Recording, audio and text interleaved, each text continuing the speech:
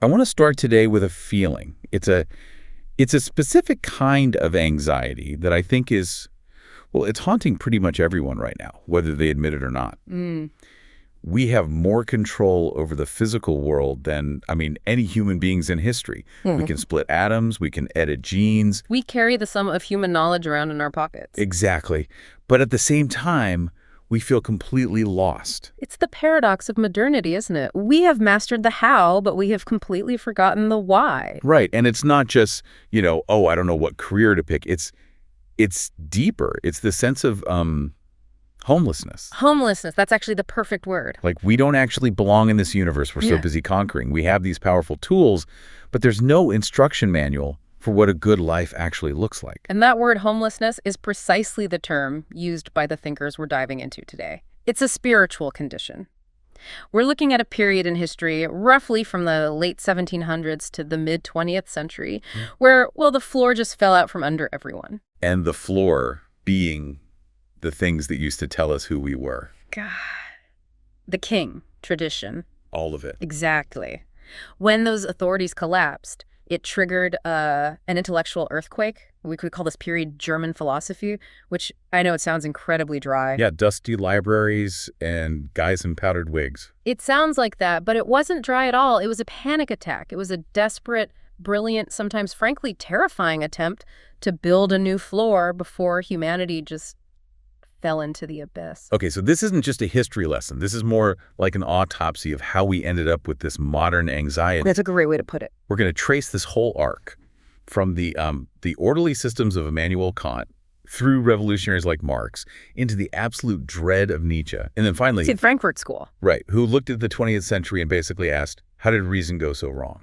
The mission for us today is to really understand the limits of human reason. Can we create meaning on our own? Or is progress actually this double-edged sword that's slowly, cutting away at us? Let's start at the beginning of the crisis then. We have to talk about Immanuel Kant. Now, I usually think of Kant as the guy with all the strict rules, but you're saying he was actually responding to a massive threat. He was responding to a total collapse of certainty. To get Kant, you have to understand this fight that was happening in the 1700s. It was between two, let's call them two gangs. Games. I like it. Okay. The rationalists and the empiricists. The rationalists, that's Descartes, Leibniz. They were the ones who thought truth was all in the mind, right? Like math. 2 + 2 is 4. You don't need to go outside to know that. Yes, precisely. They believed the universe was logical, like a giant math problem. If you just thought hard enough, you could prove God, morality, all of it. But then the empiricists showed up, led by this Scotsman, David Hume, and they brought a wrecking ball.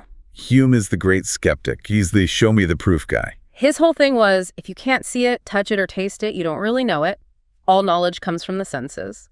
But Hume realized something terrifying when he took that idea seriously. Which was? When you look at the world, you never actually see cause and effect. Wait, unpack that for me. If I kick a ball and it moves, I obviously caused it to move. Hume would say, no. You saw your foot move. Then you saw the ball move. You saw event A, then you saw event B. No. You never, ever saw the cause that connected them. You just assume there's a connection because it happens over and over. It's a habit of your mind, not a fact of the universe. That feels like a technicality, though. Who really cares? Science cares. Physics cares a lot. If cause and effect is just a habit of our imagination, then all of Newton's laws aren't true. They're just good guesses. Oh. We can't prove the sun will rise tomorrow just because it rose yesterday. Hume basically argued that, in the end, we know nothing for certain. Okay, so that's the threat. The entire foundation of science is built on sand. Correct. And this is what woke Kant up. He famously said Hume woke him from his dogmatic slumber. Kant had to save science, and to do it, he pulled a move so radical he called it his Copernican turn. Copernicus, right, he realized the Earth goes around the sun, not the other way around. So what did Kant flip? Before Kant, everyone just assumed the human mind was like a passive mirror. It just reflects the world. If the world has trees and gravity, the mind reflects trees and gravity. Seems reasonable. Kant flipped it, he said. The mind isn't a mirror, it's a factory. A factory. Yeah. So, what, we're manufacturing reality now? We are manufacturing the structure of reality. Kant argued that things we take for granted, like space-time, causality, They aren't out there in the world. They are the software that's pre-installed in our brains. So we can't experience anything except through that software. You got it. We can't perceive anything except through the grid of space, time, and causality because that's how our mental factory works. So the reason the ball always moves when I kick it is because my brain is forcing that raw data into a cause and effects format. Precisely. The world must conform to the structure of the mind to even be perceived by us. This was a brilliant move. It saved science because it meant the laws of physics are absolutely guaranteed. They are the laws of our own mental software. But there's always a but. There's a massive cost to this victory. The cost is that we're trapped, isn't it? Mm-hmm. If I'm always wearing blue-tinted glasses, I can be certain everything will look blue, but I'll never know what color the world actually is. That is the tragedy at the heart of Kant's system. He had to split the world in two. There's the phenomena, the world as it appears to us, the processed data from our factory. The blue-tinted world. And then there's the noumena, the thing in itself, reality as it exists when we aren't looking. And Kant's conclusion is brutal. We can never, ever know the noumena. We are locked inside our own heads forever. Wow. That's deeply claustrophobic. And it also creates this weird problem for being human. How so? Well, if my brain processes everything according to these strict, determined laws of cause and effect, then aren't my thoughts and actions just chemical reactions? Exactly. Where is my freedom in that system? That is the central tension in Kant. He says that in the phenomenal world, the physical world, you are determined. You're a biological machine. But, he says, because we experience morality, we must be free. We can't hold people responsible for their actions if they're just robots. So how does he solve that puzzle? He cheats a little bit. He says our freedom exists in that unknowable noumenal realm. Oh. We are citizens of two worlds. Our bodies are machines in the phenomenal world, but our rational wills are free in the noumenal world. And this leads directly to his famous moral law, the categorical imperative. Which is act only on that maxim, which you can at the same time will to be a universal law. Right. It's about autonomy. Autonomos, giving the law to yourself. You don't follow your hunger or your desires. That's the animal machine talking. Yeah. You follow pure reason. You act in a way that would make logical sense for everyone, everywhere to act. But isn't that, I don't know, incredibly cold? Yeah. It feels like he's asking us to be logic robots to escape being animal robots. Yeah. If I visit my friend in the hospital just because it's the universal law and not because I actually care about him, what kind of friend am I? You have just hit on exactly what the next generation of philosophers hated about Kant. They respected him, they saw his genius, but they felt his world was sterile. It was a world of lonely, abstract minds following rules, totally cut off from nature, from feelings, from each other. So the pendulum has to swing back. And this brings us to the Romantics. And their weapon of choice against Kant wasn't logic or math, it was language. This is the so-called linguistic turn. You have thinkers like Hamann and Herder. Hamann was this fascinating character, deeply religious, chaotic, just the total opposite of Kant's orderly life. He argued that Kant made one fundamental, gigantic mistake. And what was that? He thought reason was this invisible, pure, silent tool. But you can't think without words. You can't. Try to have a complex thought without using language internally. It's impossible. Hamann said reason is language, and language isn't some perfect logical code from God. No, it's messy. It's poetic. It evolves. It's full of metaphors and history and human error. So if reason is made of language, and language is messy and human, then reason itself must be messy and human. It's not this God's eye view from nowhere. They call this the metacritique, right? This idea that you can't use reason to critique reason. It's like trying to use a scale to weigh itself. You can't step outside your own skin or your own language to get an objective judgment on the world. This just seems to have kicked off this wild period called German idealism.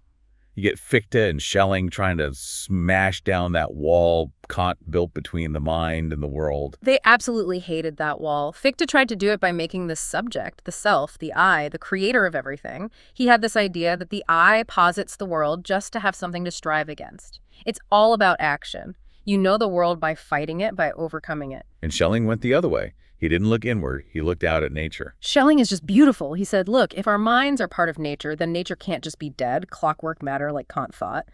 Nature must be unconscious mind. Unconscious mind. What does that mean? It's like nature is sleeping. And in us, in human beings, it finally wakes up and becomes conscious of itself. History is just nature waking up.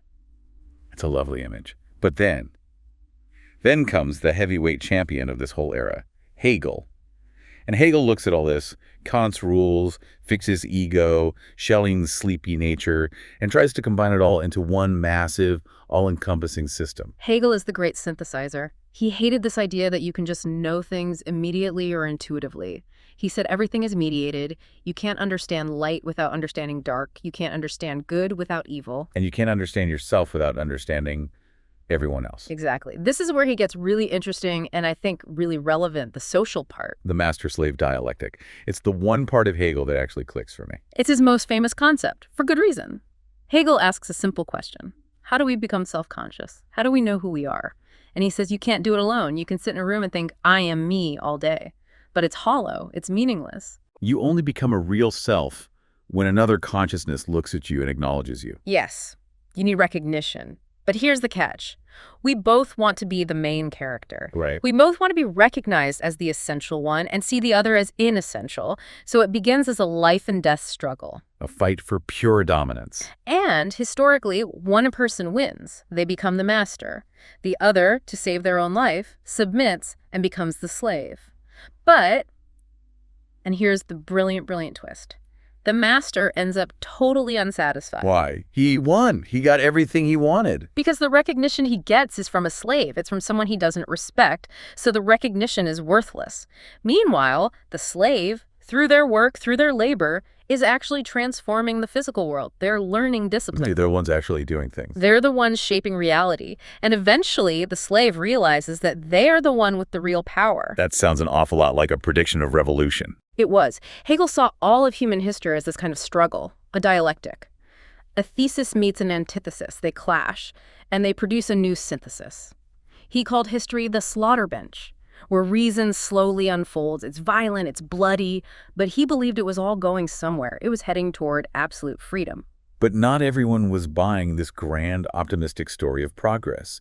The Romantics, people like Schlegel and Novalis, they thought this was just arrogant, right? To think you can sum up the whole chaotic universe in one neat system. They completely rejected it. They embraced irony, not irony in the modern sense like a hipster joke, but a deep philosophical irony, the constant realization that the universe is infinite and chaotic, and any attempt to capture it in words or systems is doomed to fail. So instead of writing these 1,000-page systematic books like Hegel, they wrote fragments, little aphorisms. A fragment is honest. It admits it's incomplete. It gestures towards something bigger without pretending to capture it.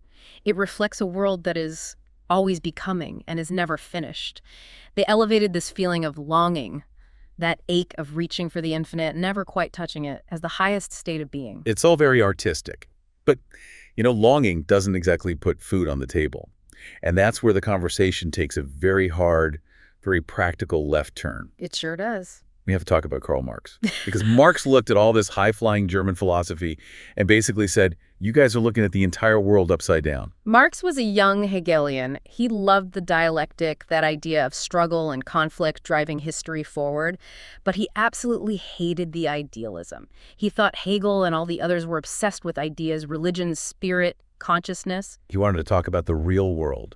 Dirt, factories, labor, money. He was following a guy named Ludwig Feuerbach, who had argued that God is just a projection of the best human qualities into the heavens. Marx took that basic idea and applied it to everything. He said the famous line, "It is not consciousness that determines life, but life that determines consciousness." That is such a crucial flip.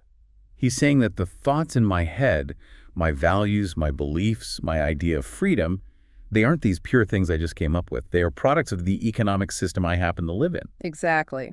If you're a peasant in a feudal system, you think like a peasant. If you're a factory worker in a capitalist system, you think like a worker. The material world, how we eat, how we produce things, shapes the mental world. And for us, that material world is capitalism. And this brings us right back to that feeling of homelessness. Marx argued that capitalism creates a very specific kind of spiritual sickness he called alienation. Alienation is what happens when the things we create turn around and start to control us. Think about the commodity. Marx makes this really key distinction between use value and exchange value. Use value is simple. A coat keeps me warm, a table holds my coffee. It's what the thing does. Right. But in capitalism, we don't just make things to use them, we make them to sell them. So the coat becomes a product worth, say, $100. The table is worth $50. The exchange value, the money, becomes the real point, and the actual object is just a ghost, a carrier for the money. It flattens everything. A beautiful handmade coat, a cheap plastic table, an hour of a person's life, they all just become numbers on a spreadsheet. That is the commodity form. It acts like a universal acid. It dissolves the unique qualitative character of things and people into abstract quantitative value. And here's the really scary part. This system takes on a life of its own. It operates behind our backs. We think we're free individuals making choices. Oh, I'll buy this phone, I'll take that job. But in reality, we are just moving parts in this massive automated system that fundamentally does not care about us as humans. It only cares about one thing: the accumulation of more capital. So the reflective question Marx really forces on us is, does the market price of things empty them of their intrinsic value, their dignity? If my time is worth $20 an hour, is that all I am? It turns the subject, the human being, into an object, a commodity. It is the ultimate form of dehumanization in his view. So while Marx was diagnosing this cold economic machine, there was another reaction to Hegel happening that was, if anything, much, much darker. We're moving into the abyss now. Schopenhauer and Nietzsche. If Hegel was the ultimate optimist who thought history was rational and heading somewhere good, Arthur Schopenhauer was the supreme pessimist. He went back to Kant, remember Kant's noumena, that hidden, unknowable reality behind the scenes. The thing in itself, the thing we can never know. Schopenhauer read that and said, actually, we can know it. In fact, we experience it every single moment of our lives. He called it the will. But he doesn't mean willpower, like me trying to stay on a diet. No, not at all. He means a blind, striving, totally irrational hunger that is at the core of the entire universe. It's the force that makes plants grow toward the sun, that makes gravity pull, that makes animals fight and mate. It just wants and wants and wants forever, and it creates consciousness as a tool to help it get what it wants. That sounds absolutely horrific. It's like we're just puppets for this cosmic hungry monster. And that, for Schopenhauer, is why life is suffering. To desire is to be in a state of lack, of pain. If you get what you want, you're immediately bored, which is another kind of pain. If you don't get it, you suffer. The pendulum of life, he said, swings between pain and boredom. My God. Did he offer any way out? Or are we all just supposed to give up? He offered a temporary escape, art, specifically music. He thought that in aesthetic contemplation, we can step off the treadmill of the will for just a moment. We stop wanting and just perceive. But it's only a brief respite. The will always comes back. And then enter Friedrich Nietzsche. He reads Schopenhauer, he sees this dark, irrational will at the heart of everything, but he refuses to be a pessimist. He wants to say yes to life, even with all the pain. But to do that, he has to blow up everything that came before him. Nietzsche is the dynamite. We have to address the phrase that everyone knows: God is dead. Which people usually just take to mean, hey, I'm an atheist now. It is so much more catastrophic than that. Nietzsche wasn't just talking about a specific religion. He was talking about the collapse of any absolute foundation for meaning. For 2,000 years, Western civilization relied on the idea that there was a true world somewhere. Whether that was Plato's world of forms or the Christian heaven. Or even the rational structure of the universe that the scientists believed in. Something that guaranteed that life had an objective meaning, that there was a right and a wrong. And he's saying, we killed it. Our own science, our own skepticism, we analyzed it to death. Yes. And now we are in total freefall. He warns that even after God is dead, we will still live in his shadow. We will desperately try to find replacements. We'll turn science into a new religion or nationalism or socialism. We crave someone to tell us what is true. But there is no truth with a capital T anymore. Nietzsche called truth a moving army of metaphors. He argued we should stop asking if a belief is true in some absolute sense. We should ask a different question. Is it life-affirming? Does this belief make you stronger? Does it make you more creative, more powerful? That's a terrifying responsibility. Yeah. You're telling me I have to invent my own values, my own meaning out of thin air with absolutely no guarantee that I'm right? That is the burden of what he called the Übermensch, or the Overman. The person who can face the chaos of the universe, the meaningless void, and still love it, still say yes to it, to create art and life out of that chaos. He uses these two figures from Greek myth, Apollo and Dionysus, to explain this, doesn't he? Yep, he does. Apollo represents order, light, reason, structure. Think of a beautiful, rational marble statue. Dionysus is the opposite. Chaos, intoxication, music, the loss of the individual self in a great frenzy. Okay. Nietzsche thought Western culture had become pathologically Apollonian. We were obsessed with logic and science and order, and we repressed all the dark, chaotic, creative energy of Dionysus. You wanted us to invite the chaos back in. Because without that chaos, we become stagnant, we become safe and comfortable and bored. We become the last men who just blink and say, we have invented happiness, while we slowly rot in our comfort. That anxiety, that deep fear that we were just rotting in comfort, that leads us directly into the 20th century, into phenomenology and the question of being. We're talking about Husserl and his very, very controversial student, Martin Heidegger. By the early 1900s, it felt like science had won the war for truth. We could measure everything. But a philosopher named Edmund Husserl pointed out a deep crisis. He said we had mathematized the cosmos. We turned the world into a giant spreadsheet. Exactly. We just assumed that the real world is the one described by physics equations, atoms, wavelengths, forces. And we decided that our actual lived experience, the smell of coffee, the feeling of dread, the color red, was just subjective fluff, not truly real. Husserl wanted to flip that back around. He said, our lived experience is the primary reality. And that's phenomenology, the method of just describing experience as it happens before we slap scientific theories on top of it. But Heidegger, his student, took this and went much, much deeper. He said all of Western philosophy, from Plato onwards, had made one huge mistake. And what's that?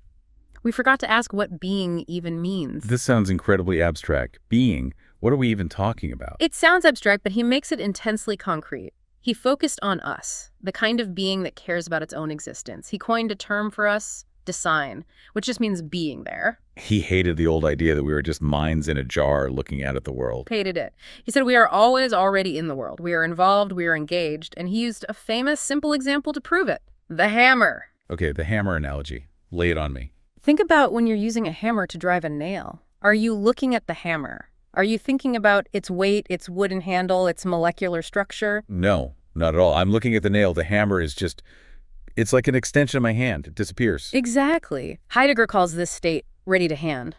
The hammer's being is its usefulness in a project. You don't even notice it as a separate thing. It just withdraws into the action. But what happens if the head of the hammer breaks off? Well, then I stop and I stare at it.